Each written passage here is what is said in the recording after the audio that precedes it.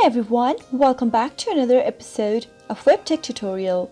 In today's video, I'm going to show you how to download Atomic Wallet on your Android device. Watch the video till the end without skipping and don't forget to subscribe to our channel by hitting the subscribe button. Press the bell icon so that YouTube will notify you whenever we post a new video. Atomic Wallet is a non-custodial, decentralized wallet. You can own your backup phrases and private keys and fully control your funds on Atomic Wallet. In order to download the application on your device, go open your Play Store. Go to the search box at the top and type in Atomic Wallet and search. Once you find the application, tap on the install button to start the download process. Once the download has begun, wait for it to install. After the installation is completed, you can go ahead and tab open the application by tapping on the open button. Or you can also find the application installed on your app drawer. Simply tap open the application and you are good to go. That is how you can easily download Atomic Wallet on your Android device.